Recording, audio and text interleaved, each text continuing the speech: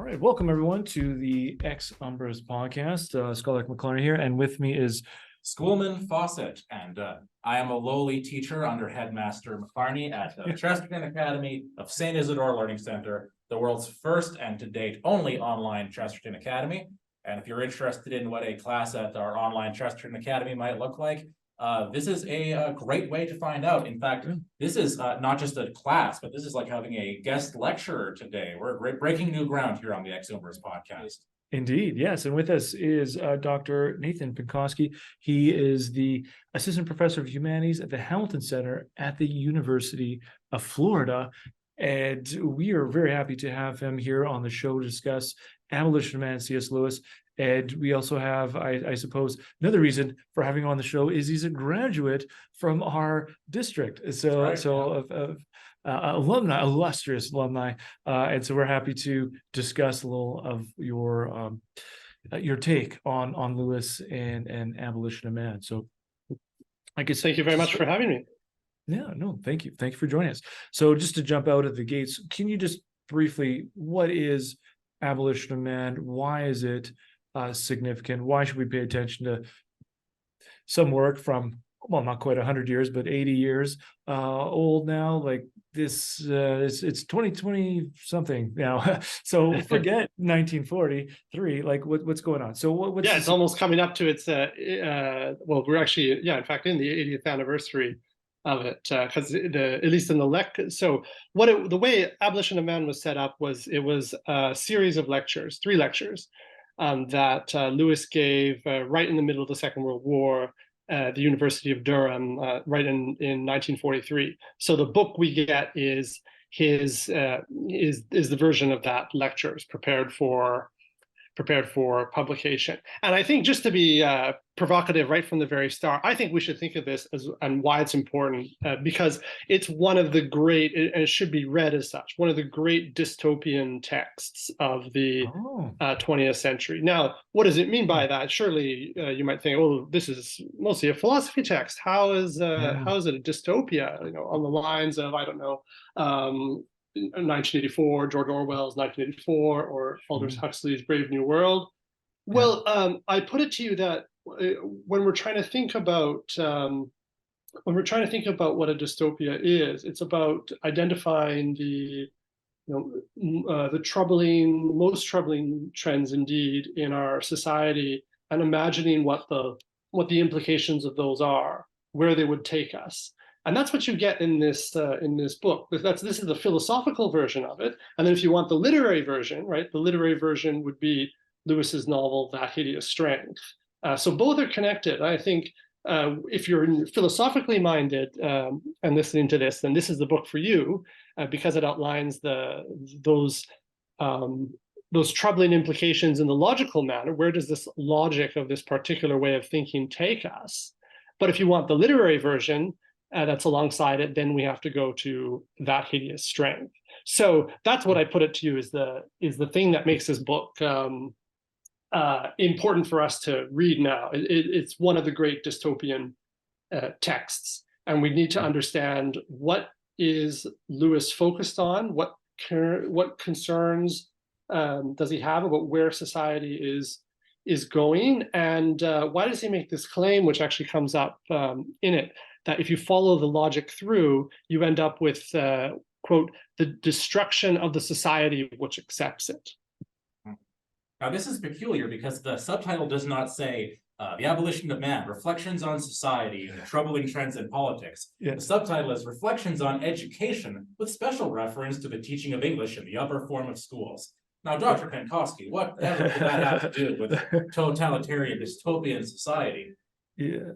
Right. So I think, first of all, this is Lewis being glib. Remember, he's an academic, and his most famous academic work at this stage is a work that's not really, people who read Lewis now don't really know it.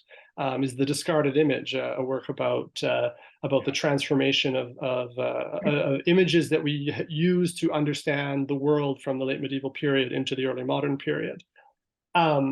but I put it to you that it's actually contained in the title, even though the title's put up in a more technical way, because what Lewis is worried about is what is going to be the impact of this way of teaching that we see in what he calls the Green Book, put out in society at large. And why he's focused on this book, it's an obscure textbook. We think we know the name of it now, but Lewis hides the name of it, doesn't mention the name of the real authors for it. Why would you care about this little textbook that is made its way into a few university classes?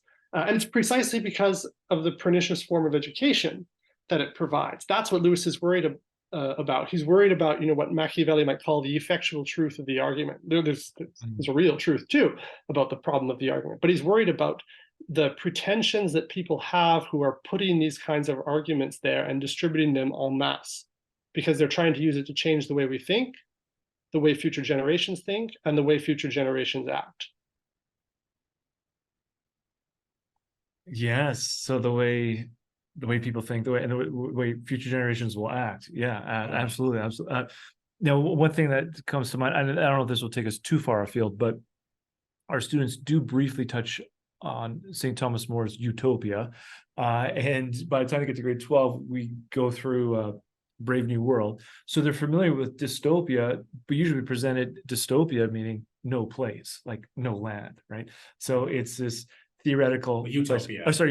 Utopia. But I guess dystopia would be the question is this taking place, right? So is this dystopian in the sense of it's no land, or I guess a bad version of what no land would look like, or is this something that's taken root and now is flourishing in our midst? So okay, I know that. I mean, there's a lot of different ways we can go with that, but I think before we can answer that question, we have to talk about exactly what is he identifying as being the problem in modern education and the way he's teaching us to think. Right? It's funny, but as you comment, Dr. Pinkoski, I'm thinking about 1984 again. So that's the imaginative picture of a dystopia. But the appendix there, well, not even the appendix. There's the appendix on Newspeak. But really, the companion piece is Politics and the English Language, right? The essay that Orwell wrote about the way writing was going and how kind of vacuous it had become, and how a lot of nebulous language is being used in exchange for concrete, shorter sentences. And I think that's a very apt analogy between 1984 and That Hideous Strength, and between Politics and the English Language and The Abolition of Man, which is responding to a textbook. A textbook with the true title called The Control of Language. Right. That's the real title of the Green Book is The Control of Language. Now, that's an intriguing in its own right. That's a kind of technological approach to communication. How can you use language to, as you mentioned, Machiavellian, achieve a particular outcome? Yeah. So that's a clue right there. So I think before getting into do we see what it predicts taking root and flourishing today, let's get into it a little bit. What exactly does Lewis see as as a shorthand, we'll say the problem with modern education, or the teaching of English in the upper form of schools? Or what's wrong with control of language? What's wrong with control of language? Sure. Yeah. So, well, let's focus on the first part of what you asked, the problem, the specific problem, and I think we could put it very simply as a philosophy of pure subjectivism, is what Lewis is identifying, and the example he uses is this example that is a story told by the English Romantic poet Samuel Coleridge. Two tourists come to visit a majestic waterfall. Looking upon it, one calls it sublime, and the other says, yes, it's pretty. And Coleridge is disgusted by the response of the latter because he thinks it's inadequate to the phenomenon at hand. But the way that the authors of the textbook, of the Green Book, the way they extrapolate what the true lesson of this is that when the man says this is sublime, in quotation marks, he looks like he's making a remark about the waterfall, appears to be making a remark about the waterfall, but actually he's not talking about the waterfall, but about his own feelings. So when we're talking and using the language of sublime, or speaking about something that is beautiful, we're actually not talking about the object, we're describing our own state, our own feelings. And this then applies to not just the beautiful, but the good and the true, that we're actually just talking about our own language as we use it. And the philosophical lesson that the authors want to impart is that we're basically misusing language when we ascribe objective value to the world. And language properly used would not do that. And one of the philosophical schools, which is in the background here, which we discuss more if we want to, but I think it's important to see that this is in the background, is positivism. This is the position associated with the logical positivism at the time. But I think we can see very quickly that this is an argument for relativism, because it's saying don't assign any value to the world. Don't even assume that the world has any value contained within it. All we can do is, and when we're properly philosophically enlightened, all we're really doing is expressing our own feelings. You might think this about the waterfall. You might think this about murder. You run the examples however you like. You're not actually describing something that is real. All you're doing is setting up your own feelings. And I think to go to the other broader point, like what's the social effect of this, Lewis thinks that I think that the philosophical argument here, it's not that difficult to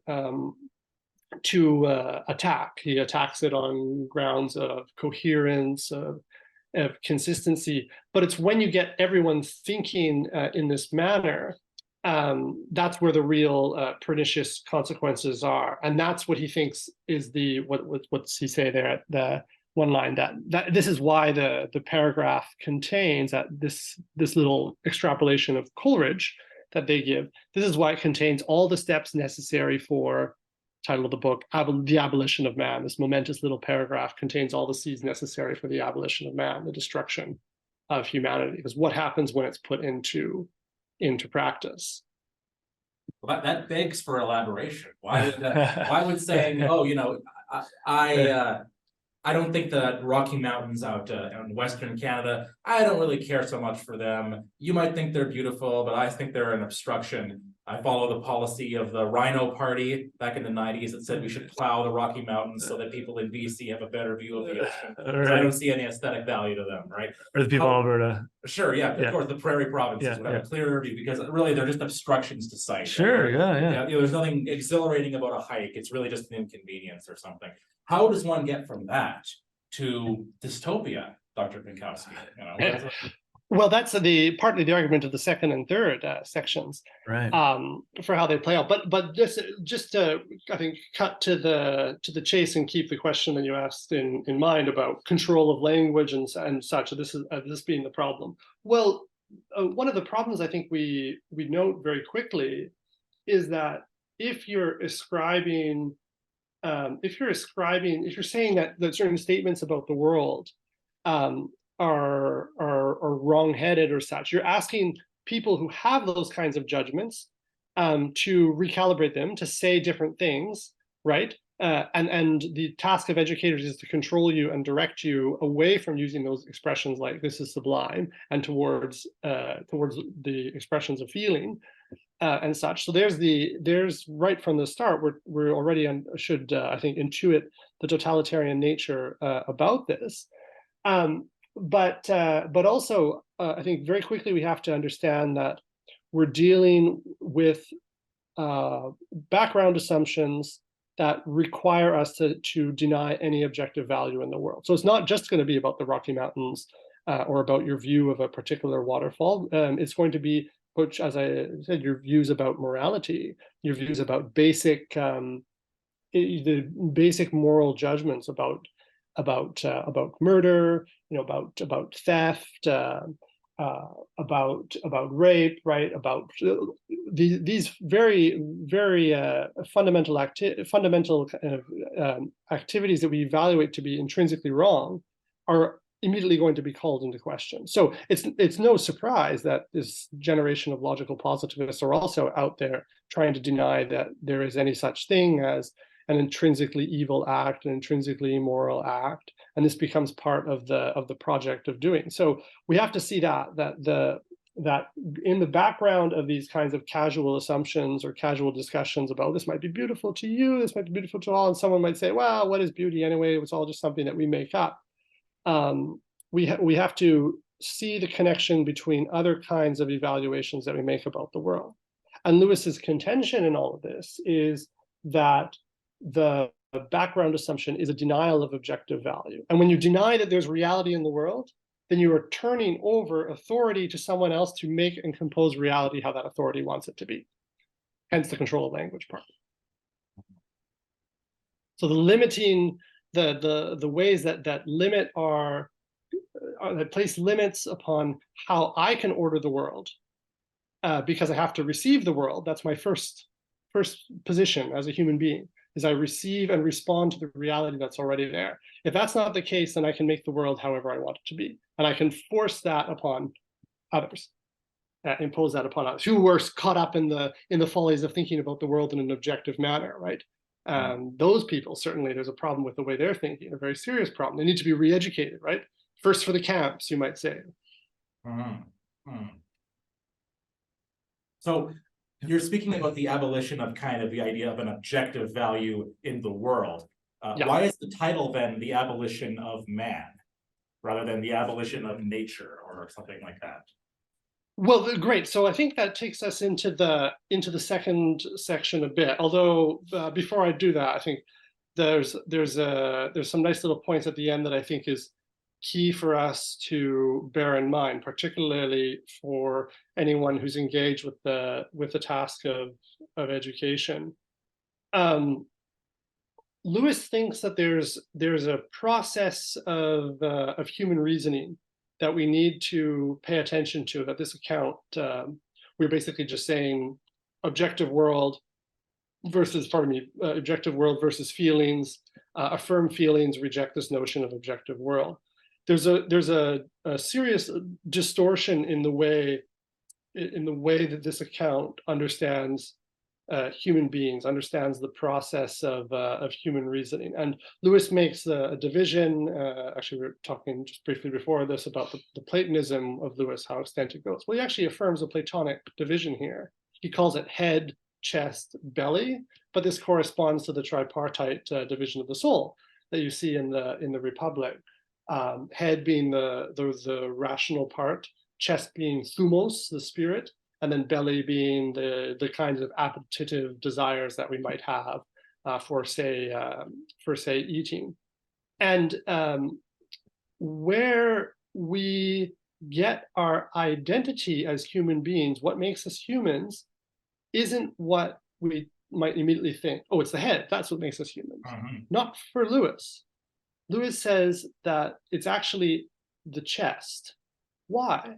Why is it this thumotic element is what matters? Because the chest is where we develop our character.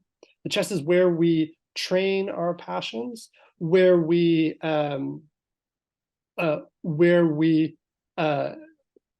organize the right relationship between head and the belly. So the head governs the belly, our reason governs our desires through our chest, through our character. And what the authors of the book are doing, Lewis thinks, is creating men without chests. They are imagining a particular kind of human being that is understood by a false dichotomy, wherein the notion of how you develop your character to respond to the world is being expunged and removed from what it is to be a human being. So that's, I think, the first sense in the book in which the abolition of man comes up. We are talking about authors who are training men without chests, men that aren't really men, human beings that aren't really human beings, that are not being understood in terms of what Lewis is saying is the defining factor of human beings. And so I think what's key here for anyone interested in education, and the purpose of education, is that we understand the goal of education is not simply to transmit a set of facts, not simply to transmit knowledge in that sense, but it's rather to ensure that we train our desires and affections to respond to the world in the right way. And indeed, that's what Lewis thinks most education set out to do for most of human history. But this new model is turning away from that. So that's I think the first sense we have to understand the abolition of man. I think there's another big sense, I alluded to it already, I'll put it on the table for us so we keep it in picture, the abolition of human society, the destruction of human society. The abolition of man in that sense is what comes up in the third section in particular. But I think it's really important for us to grasp that first point, particularly for those of you like myself, like yourselves, who are involved in the world of education and trying to, and therefore in the business of training children, to learn truths about the world and truths about what they are as human beings and what they're supposed to do. I'll pause there for a second.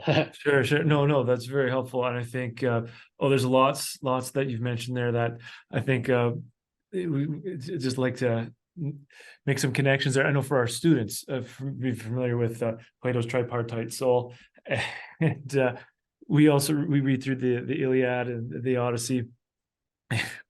It's always which are about character, I think. Yeah. Well, understand if you come into teaching it with the sense that, I'm going to teach you about a factual event that may have happened several thousand years ago. Here are portrayals of the Greeks, these kinds of very dry historical accounts. You expunge what's exciting about the text. Yeah. But what you're saying now about Lewis almost seems like Homer's Revenge modified, because when we get to Plato's Republic, he's censoring Homer, right? And for the thematic reasons, like he's creating this warrior society, and we need the noetic bit that's going. And I mean, we look at, obviously, great love for Plato, but also the dystopian elements of his Republic when it comes to education and the myths and so on that he's propounding. So here it seems like Lewis is almost you're saying the purpose is to train our desires and affections to respond to the world in an appropriate way, as it objectively is. So this is almost a correction, perhaps, or a response then to Plato's censoring of Homer in some ways.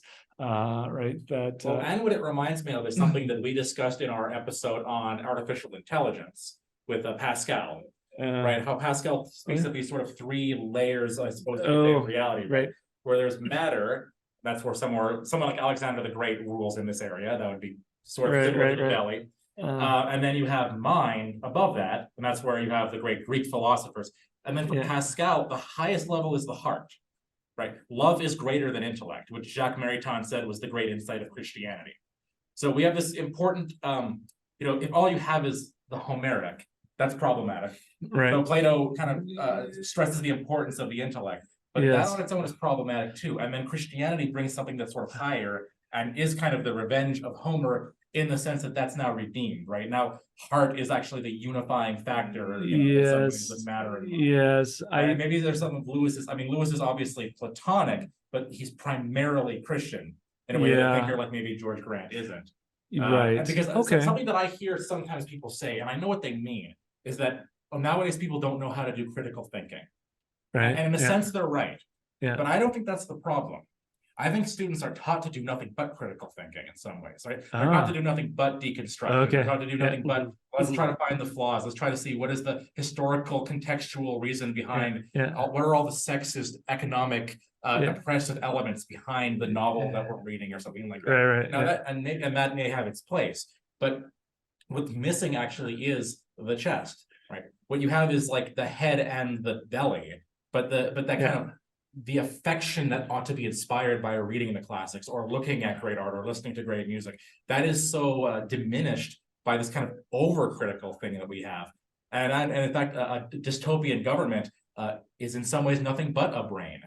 It's nothing. Right. It's like the Moloch, right, in Allen Ginsberg's Howl or something like that, right? It's nothing but it's the machine, right? It's the the AI in some ways. So I think it's important that Lewis is. It strikes me that Lewis is being Platonic, but he's primarily being Christian, right? He's reading that tripartite decision through the lens that love is actually the definitive quality of a human being, not just that they're rational animals, but that we're ultimately in the image of God. Yeah, I almost find myself agreeing with you here. Oh, We dear. sometimes go back and forth on Augustine or Aquinas, or like Plato or Aristotle.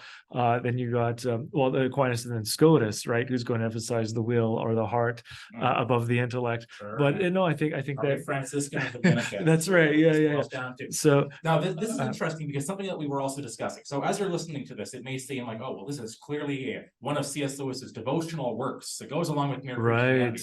Now Lewis maintains that's not what he's doing. He says this is not supposed to be theistic or a defense of Christianity. Well, he says an indirect argument. No, it's not. Yes, not an indirect argument for theism when he gets into the Tao. So, sure. So let's talk about what he says. Do you want to? Yeah. So, because we were just alluding there to book 2, so I don't know if you want to just give us a quick. He speaks of the Tao, the Tao. So let's can you expound for us what he means by that and what the relevance is and what's going on? Yeah. So I think one of the questions, just to connect from what you were just talking about loves, is that love is about this is a bit Augustinian and riff of me, but I think it's a useful one, right? Love isn't just about one single monolithic thing. It's rather about kinds of loves, and the real challenge that we have as human beings is how to order them, how to rank them, how to put them in their proper place.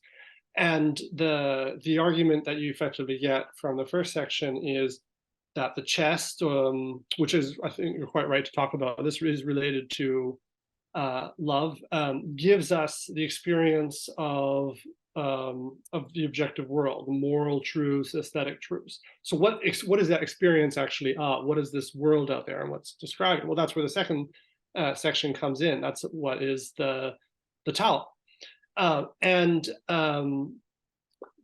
Just to keep the point to the text here, Lewis thinks when he's talking about the Tao that he's talking about a kind of moral system that is in effect our collective moral heritage, the body of human ethical knowledge that transcends time and place. So it's contained in all the great religions: Christianity, Buddhism, Islam, West and East, and all these different moral systems share recognizable universal features and propositions. Now, of course, they disagree about things. And Lewis isn't saying, well, they all just come down to the same thing. It all just is. It's all just the same. He's certainly not doing that. There are disagreements that emerge, and very serious ones. But the way we resolve those disagreements, or we could even say, to use a kind of Mercanterian language, the way we get a better understanding of our disagreements is by reference to the Tao. So it's an internal reference that is required for us to better understand the disagreements and better understand the similarities. And conversely, then, Lewis's claim is that all values that we have come from the Tao. If you reject the Tao, then you have no basis outside of it for anything that looks like a value system. And most people, Lewis calls them innovators, most people who say that they're making up something new are in fact riffing off the Tao, right? Riffing on the Tao. Their philosophy is in fact parasitic on it.